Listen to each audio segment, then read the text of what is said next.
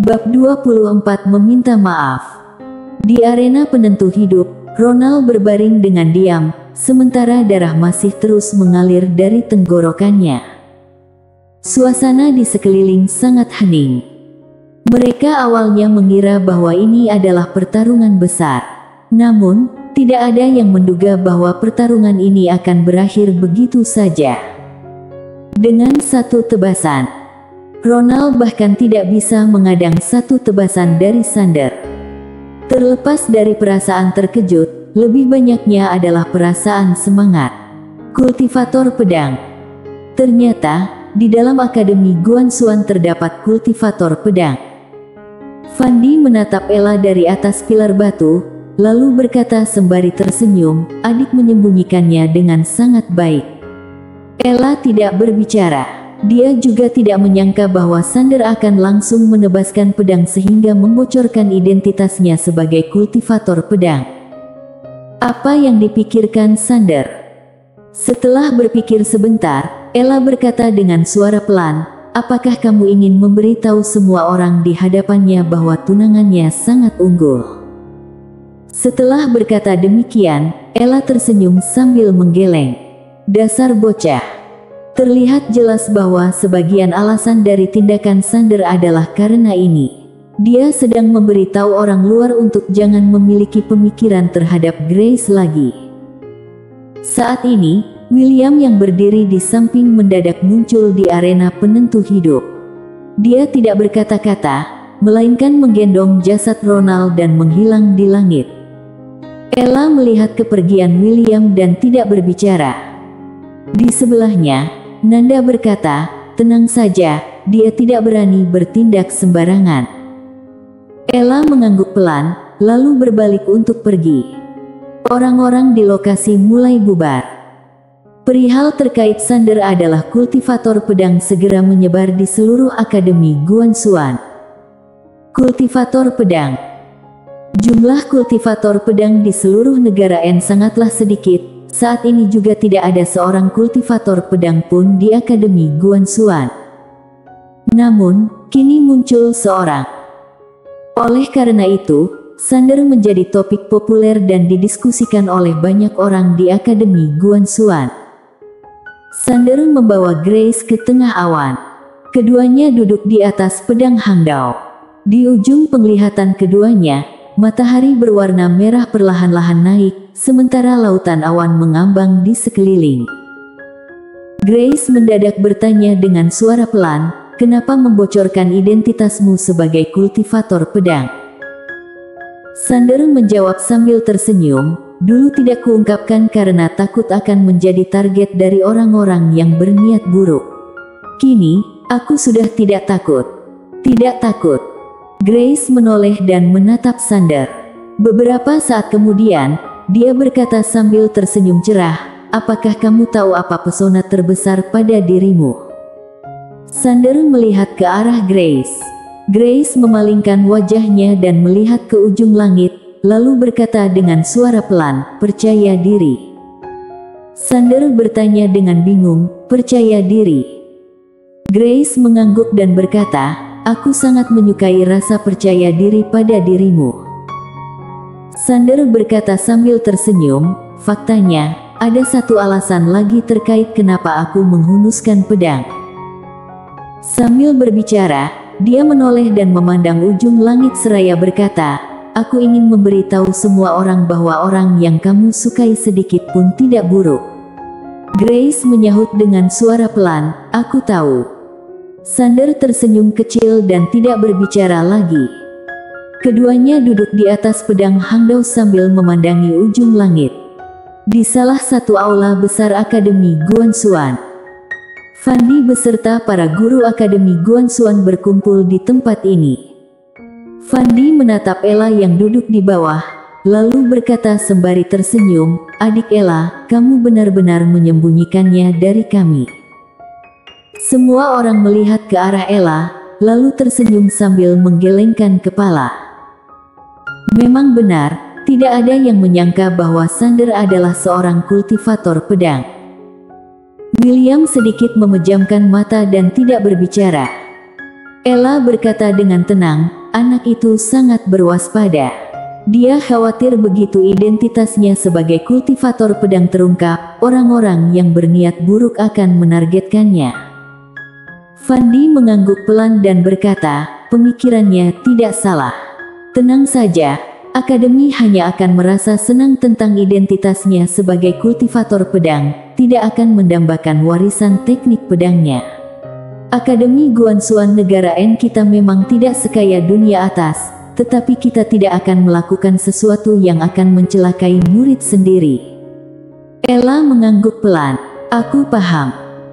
Fandi berkata sambil menatap William, Guru Xiao, masalahnya dengan Ronald berakhir sampai di sini. Ini adalah perintah. Tatapan semua orang tertuju ke William. Kini, seorang jenius yang luar biasa telah muncul di akademi. Mereka tentu tidak bisa membiarkan orang lain mencelakainya. William mengangguk pelan dan berkata, aku bisa melihat situasi secara keseluruhan. William tahu bahwa jika dirinya berani menindak Sander, orang-orang pasti akan bekerja sama untuk menyerang dirinya. Fandi mengangguk dan berkata, daftar nama untuk berpartisipasi dalam ujian bela diri di dunia atas sudah dipastikan. Henki, Gary, Sander dan Grace. Selain 4 orang ini, kalian para guru juga bisa membawa beberapa murid berbakat untuk pergi bersama dan menambah pengalaman mereka. Para guru menganggukkan kepala mereka. Fandi berkata sambil tersenyum, rapat selesai. Semua orang beranjak pergi. Hanya saja, Ella tidak pergi. Fandi berkata kepada Ella, beritahu Sander, dia tidak perlu mengkhawatirkan masalah keluarga Ye.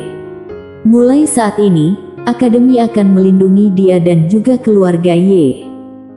Ella mengangguk pelan, lalu berdiri dan pergi. Fandi menggeleng sambil tersenyum. Kultivator pedang, sungguh mengejutkan. Pada saat ini, Gary masuk dan berjalan ke hadapan Fandi, lalu memberi salam dan memanggil, Guru. Fandi menatap Gary yang berkata, hari itu saat melewati rintangan, Sander melakukannya bersamaku. Tetapi, dia memintaku menjaga rahasia, jadi. Fandi berkata sambil tersenyum, aku paham. Gary mengangguk pelan. Fandi bertanya kepada Gary, apakah kamu pernah latih tanding dengannya? Gary menggeleng dan berkata, tidak pernah, tetapi dia sangat kuat, terutama kecepatannya dan juga pedang terbangnya. Jika berlatih tanding dengannya, aku akan merasa tertekan. Tentu saja, aku tidak takut.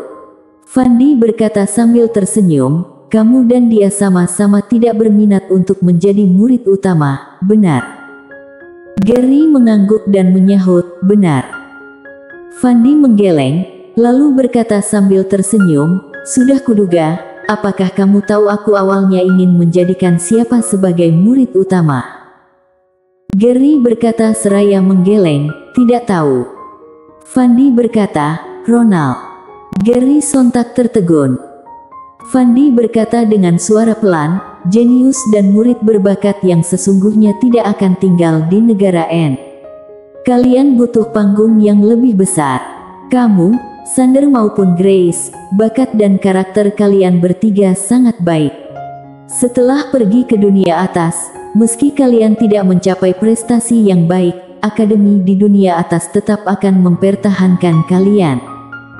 Gary tidak berkata-kata. Fandi berkata sambil tersenyum, ini adalah hal yang baik bagi kalian dan juga akademi. Bagi akademi, tujuan dari berpartisipasi dalam ujian bela diri adalah agar bisa memperoleh lebih banyak sumber daya untuk akademi. Di sisi lain, akademi tidak akan mengikat kalian. Karena kalian makin unggul, masa depan akademi juga akan makin cemerlang. Gary sedikit menunduk dan tidak berbicara. Fandi tertawa ringan sebelum berkata, aku tahu bahwa kamu selalu mengkhawatirkan hal ini. Hari ini, aku memberitahumu semua ini agar kamu bisa sepenuhnya melepaskan beban di hatimu. Saat berusia muda, sudah seharusnya berjuang dan berusaha untuk menunjukkan diri. Gary memberi hormat dalam-dalam dan berkata, tidak peduli kelak aku berada di mana, tempat ini selamanya adalah rumahku. Fandi berkata sambil tersenyum, bicara tentang Ronald, dia sebenarnya adalah kandidat terbaik untuk menjadi murid utama akademi. Hanya saja, dia punya satu kelemahan yang fatal, yakni terlalu mementingkan cara bertindak yang licik, bisa bersikap seperti pria sejati ataupun orang licik. Jadi, akademi selalu mengamati dan mendidiknya. Sayangnya, dia bertemu dengan Sander kali ini. Berbicara sampai sini, Fandi menggeleng sambil tersenyum dengan sedikit tidak berdaya. Gary menggeleng dan berkata, dia memiliki pemikiran yang sempit dan tidak bisa menerima orang yang lebih unggul daripada dirinya. Jika dia menjadi murid utama, itu bukan hal yang baik untuk akademi. Fandi mengangguk pelan, lalu berkata, ujian bela diri akan diadakan 3 bulan kemudian. Kita sudah harus berangkat ke dunia atas dalam waktu 1 bulan, kamu harus bersiap-siap. Gary mengangguk dan menjawab, aku paham. Fandi berkata sambil tersenyum, pergilah. Gary memberi salam, lalu berbalik untuk pergi. Setelah berdiam diri sebentar, Fandi berkata, turunkan perintahku. Mulai saat ini, Sander diangkat menjadi murid internal akademi. Sumber daya kultivasinya bertambah 3 kali lipat, serta dididik secara langsung oleh gurumu, guru utama internal akademi. Baik. Begitu suaranya terdengar, seorang tetua yang berada di sudut memberi salam, lalu hendak meninggalkan tempat. Namun, Fandi berkata lagi, lalu, siapkan hadiah besar untuk keluarga Ye di kota Huanggu. Kamu pergi secara pribadi. Kemudian, pilih 3 murid kediaman Ye yang baik dari keluarga Ye dan bawa mereka ke akademi, serta beritahu keluarga Ye bahwa setiap tahun dari sekarang, kita akan memilih 1 orang dari kediaman Ye untuk dididik di akademi. Kuota tetap. Ini adalah perlakuan yang hanya akan diberikan kepada beberapa keluarga bangsawan. Tetua itu menatap Fandi sekilas, lalu memberi salam sebelum berbalik dan pergi. Fandi memejamkan matanya dengan perlahan. Di salah satu aula besar di kediaman Nan, William berdiri di tengah aula, sementara di depannya adalah jasad Ronald. Saat ini, seorang wanita cantik sedang menangis keras sambil memeluk jasad Ronald. Di tempat yang tidak jauh dari wanita itu, berdiri seorang pria parubaya yang memandangi jasad Ronald dengan raut wajah yang sangat suram dan mengerikan. Mereka berdua adalah orang tua Ronald. Selain itu, seorang tetua duduk di posisi utama. Tetua itu mengenakan jubah hitam besar dan memandangi jasad Ronald dalam diam, sama sekali tidak terlihat ekspresi marah ataupun gembira. Saat ini, William mendadak menghela napas dan berkata dengan suara berat, Ketua klan Tom, aku telah meremehkan Sander. Masalah ini adalah salahku. Kalau sejak awal tahu bahwa dia adalah kultivator pedang, aku pasti tidak akan mengizinkan Ronald bertarung dengannya di arena penentu hidup. Tom Nan menggeleng pelan dan berkata, masalah ini tentu bukan salahmu, Guru Xiao. Dia sendiri yang terlalu percaya diri. William menghela napas berat dan berkata, apakah di keluarga Nan ada kandidat yang cocok? Kalau ada, aku bisa membawanya untuk dididik secara pribadi di akademi.